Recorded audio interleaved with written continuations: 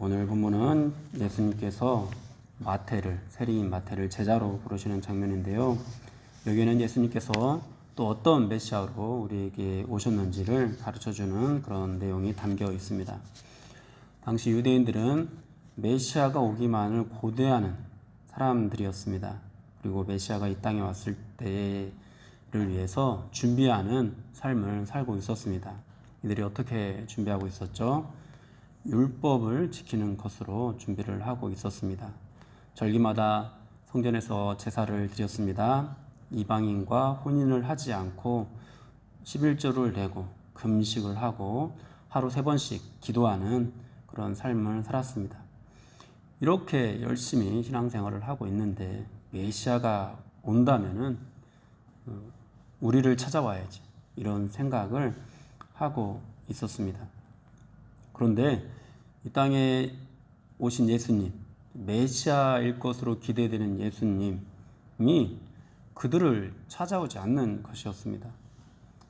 오히려 유대인들이 죄인 중에 죄인이라고 그렇게 경멸하는 사람들을 찾아가셨습니다. 오늘은 그 중에서도 세리를 찾아가는데요. 우리는 앞에서 중풍병자를 고치신 예수님께 제사하는 권세가 있으시다고 우리는 살펴보았습니다. 죄를 사하는 것은 쉽게 할 수 있는 일이 아닙니다. 그냥 용서한다고 말을 해서 되는 일이 아닙니다. 죄를 사하기 위해서는 예수님께서 친히 인간들의 죄값을 담당하시고 십자가에 죽으셔야 이루실 수 있는 일이었습니다. 결국 메시아에게 죄를 사하는 권세가 있다라는 말은 예수님께서 그 십자가를 지시겠다, 그런 분이시다라는 것을 우리에게 가르쳐 주는데요. 그렇게 죄를 사하는 권세가 있으신 예수님께서 오늘은 죄인이라고 경멸을 받는 세리 마태를 만나고 계시는 겁니다. 그를 찾아가셨습니다. 그리고 그에게 나를 따르라고 말씀을 하셨습니다. 그를 제자로 부르시고 있는 것인데요. 이 모습에서 우리는 하나님께서 우리를 어떻게 만나시는지를 또 살펴볼 수 있습니다. 주님이 우리를 만나시는 방식, 그것은 바로 주님이 직접 우리를 찾아오시고 우리를 부르신다라는 것입니다. 우리가 그분을 찾는 것이 아닙니다. 우리가 그분을 만나러 가는 것이 아닙니다. 그분이 우리를 찾아오셔야 우리가 그분을 만날 수 있습니다. 수많은 유대인들이 메시아를 만나기를 원했고 또 메시아의 제자가 되기를 원했습니다. 그런데 그들은 대부분 메시아를 만날 수도 없었고 또 메시아의 제자가 될 수도 없었습니다. 왜냐하면 메시아 되시는 예수님께서 그들을 찾아가지 않으셨기 때문입니다. 정말로 열심히 하고 있는데도 불구하고, 그렇게 메시아가 오기를 기다리고 있는데도 불구하고 그들은 예수님께서 찾아가지 않으셨기 때문에 예수님을 만날 수가 없습니다. 이처럼 하나님께서 우리를 찾아오셔야만이 우리도 하나님을 만날 수 있는데요. 이와 같은 방식은 구약에서도 동일합니다. 하나님께서는 유대인들의 조상이라고 여기는 아브라함도 찾아가셔서 그를 불러 주셨습니다. 그럴 때 그가 언약의 백성이 될 수 있었습니다. 유대인들이 또 존경하는 모세도 하나님이 찾아가셨을 때 비로소 하나님의 종으로 쓰임을 받을 수 있었습니다. 모세 스스로가 나라와 민족을 위해서 일하고자 했을 때 그가 하나님의 종이 될 수 있었던 것이 아니었던 것이죠. 오늘도 우리가 주님을 만나기 위해서는 우리가 주님을 찾고 구하고 이런 노력들이 중요한 것이 아니라 그분이 우리를 찾아오는 것이 중요합니다. 그래서 우리가 그분을 찾고 구하면서도 끊임없이 하나님 앞에 간구해야 되는 것은 우리를 찾아오는 그 은혜가 있기를 구해야 합니다. 찾아오셔야만 만날 수 있기 때문입니다. 그분이 부르셔야 우리가 그분을 따라갈 수 있기 때문입니다. 그렇게 찾아오시는 은혜로 오늘 마태를 부르셨는데요. 마태를 부르신 예수님께서는 또 그의 집에 들어가셨습니다. 그의 집에는 또 많은 세리들, 죄인들이 찾아오셨고요. 예수님께서는 그들과 함께 앉아서 음식을 잡수셨습니다. 이것들은 예수님께서 또 제자들을 어떻게 양육하시는지를 보여주시는 장면인데요. 많은 사람들이 제자 훈련이라고 하면은 성경 공부를 떠올립니다. 뭐 함께 전도를 하는 것, 또 기도를 하는 것 이런 것들을 떠올립니다. 그런데 예수님의 제자 양육에는 이 먹고 마시는 것, 함께 먹고 마시는 것이 포함되어 있습니다. 오늘 제자로 부르신 마태도 그렇게 함께 식탁의 교제를 나누고 있는데요. 여러분, 우리가 정말 제자 훈련을 받는다, 제자 양육을 받는다, 또 누군가를 제자를 삼는다고 할 때에도 이와 같은 사역이 반드시 필요합니다. 함께 음식을 먹고 나누는 것, 식탁의 교제를 나누는 것들이 반드시 필요합니다. 참 그런 면에서 이제 또 교회에서 또 식사를 하게 된 것이 얼마나 감사한지 모르겠습니다. 참 많이 어려울 겁니다. 우리 권사님들 또 집사님들 음식을 장만하시느라고, 또 더운데 어제도 오셔서 뙤약볕 아래서 그 막 더운데 고생하시고 하시는데, 그렇게 음식을 만들면서 교제하고 또 함께 식사를 하면서 교제하고 하는 것이 반드시 주님의 훈련에 포함되어 있다라는 것을 우리가 기억하고, 그것을 통해서 또 주님과 더욱더 친밀하게 교제할 수 있다라는 것을 우리가 명심한다면은 그렇게 고생하는 것, 또 그렇게 또 음식을 먹고 나누는 것이 더욱더 감사한 일이 될 수 있을 거라고 생각을 합니다. 그런데 이제 그렇게 죄인들과 마태와 함께 식사를 하는 이 장면을 도저히 용납할 수 없는 사람들이 있었는데요. 그것이 바로 바리새인들이었습니다. 바리새인들은 예수님께 나와서 어찌 너희 선생은 세리와 죄인들과 함께 잡수시느냐 이렇게 말을 했습니다. 마태가 세리라는 이유로 이들은 이것을 이해할 수 없었는데요. 세리는 세금을 징수하는 공무원입니다. 그런데 당시 유대인들은 이 세리를 창기보다 못한 죄인으로 취급하고 있었습니다. 왜 그랬죠? 로마가 유대를 다스리고 있었기 때문이죠. 로마에다가 세금을 갖다 바치는 공무원이었기 때문입니다. 세리들은 우리나라의 친일파와 같은 그런 취급을 받았던 것입니다. 더군다나 또 로마는 당시 세금을 걷어들일 때, 다른 나라의 세금을 걷어들일 때 입찰을 통해서 가장 많은 금액을 세금으로 내겠다고 하는 사람들에게 세금 징수권을 위임하는 그런 대리 수납 제도를 시행했습니다. 그렇게 세금 징수권을 따낸 이 세리들은 악착같이 많은 세금을 걷어서 계약한 액수를 로마에 내고 남은 것들은 자신들이 차지했습니다. 그러니 유대인들이 이들을 경멸하는 것은 당연한 일이었습니다. 그런데 이 또 세리는요, 이러한 사실을 알면서도 스스로 세리가 되기를 선택한 사람들입니다. 그들이 세리가 된 이유는 멸시와 손가락질을 감수하고서라도 어떻게 해서든지 돈을 벌기 위해서입니다. 유대인들은 이런 세리들을 돈을 벌기 위해서라면 무슨 짓이라도 하는 그런 부류로 취급하고 있었습니다. 그런 세리를 상종조차 하지 않았습니다. 만나지도 않고 대화도 하지 않고, 더군다나 함께 식사를 한다, 이것은 있을 수가 없는 일이었습니다.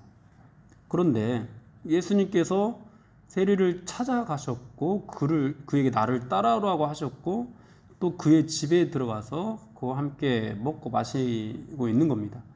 세리의 집에서 들어가니까 세리의 친구들이 오겠죠. 세리와 어울렸던 사람들이. 그런데 세리와 어울렸던 사람들은 유대인들이 아닙니다. 바리새인들이 아닙니다. 똑같이 죄인으로 취급을 받고 있는 다른 세리들이나 죄인들이었습니다. 바리새인들은 이것이 이해가 되지 않았습니다.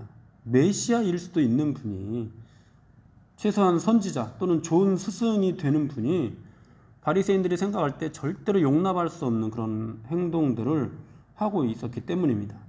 지도자라면은, 선생이라면은 절대로 세리와 함께 식사를 해서는 안 되는데 예수님이 그런 일을 행하고 있었기 때문인 것이죠.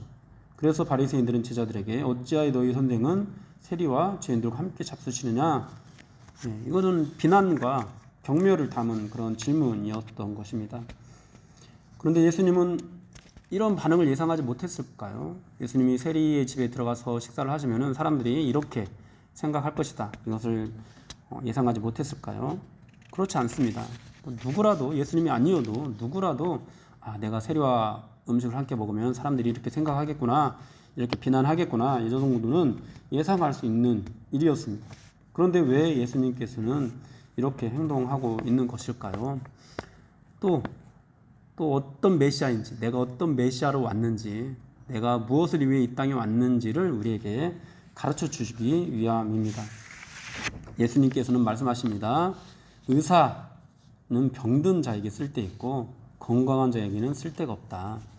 예수님이 의사로 오신 메시아라는 거죠. 병자를 고치러 오신 메시아라는 거죠. 그러면서 하시는 말씀이 너희는 가서 내가 긍휼을 원하고 제사를 원하지 아니하노라 하신 뜻이 무엇인지 배우라. 그리고 나는 의인을 부르러 온 것이 아니라 죄인을 부르러 왔다. 이렇게 말씀을 하십니다. 내가 긍휼을 원하고 제사를 원하지 아니하노라 하신 뜻이 무엇인지 배우라. 이거는 호세아 말씀을 인용한 것인데요. 호세아 말씀은 이 말씀입니다. 호세아 6장 6절에서 나는 인애를 원하고 제사를 원하지 아니하며 번제보다 하나님을 아는 것을 원하노라. 인애를 원한다. 예수님은 이제 긍휼 이렇게 번역이 되어 있는데 예수님 하신 말씀은 똑같은 말입니다. 여기도 이제 헤세드라는 단어가 쓰였습니다. 헤세드는 하나님의 은혜와 사랑, 자비 이런 것을 나타내는, 그러니까 하나님의 구원을 설명하는 가장 핵심적인 단어입니다. 하나님께서 이스라엘 백성들에게 제사를 가르쳐 주신 것도 사실은 이 헤세드를 베풀고자 함이었습니다. 헤세드를 가르쳐 주고자 함이었습니다. 하나님의 구원이 바로 헤세드이기 때문인데요. 그런데 이 호세아 시대 유대인들은 헤세드는 잃어버리고 그냥 형식적으로만 제사하는 행위가 남아 있었습니다.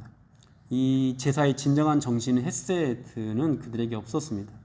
그래서 호세아 선지자를 통해서 그들을 책망하시면서 이 호세아 6.6절 말씀을 주신 것입니다. 그리고 예수님께서는 바로 그 말씀을 인용해서 지금 예수님 시대에 그렇게 형식적인 것만 남아있는, 형식적으로 율법을 지키는 것, 그 외식적인 그들의 행위들만 남아있는, 그리고 헤세드는 전혀 없는, 인애는 없는, 긍휼은 없는 그들을 지적하고 있는 것이죠. 그들은 하나님의 헤세드를 구하지 않았습니다. 오히려 내가 이렇게 열심히 하고 있으니 나에게 보상을 해 주십시오. 이런 보상을 원하고 있었습니다. 자신들의 노력과 공로에 근거해서 보상을 원하는 그런 태도를 보이고 있었던 것이죠. 그러니까 메시아가 이 땅에 온다면 당연히 우리에게 와야지 이런 생각을 하고 있었던 것입니다. 그런데 이 보상을 원하는 그런 마음, 자기의 의와 공로를 내세우는 이런 마음에는 헤세드, 하나님의 은혜와 사랑이 들어갈 자리가 없습니다. 그렇게 형식적으로 그렇게 자기의 공로만 내세우는 이런 모습들, 이것을 예수님께서는 지적을 하고 있었던 것이고요. 그런데 예수님께서 이 말씀을 하신 것은 주님께서 제사를 중요하게 여기지 않는다 이런 뜻이 아닙니다.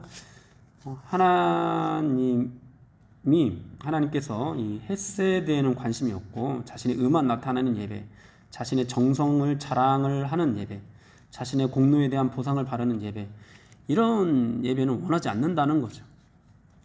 사랑하는 여러분들은 이 은혜로운 부르심, 헤세드에 근거한 하나님의 은혜와 자비에 근거한 이 은혜로운 부르심을 받으셨습니까?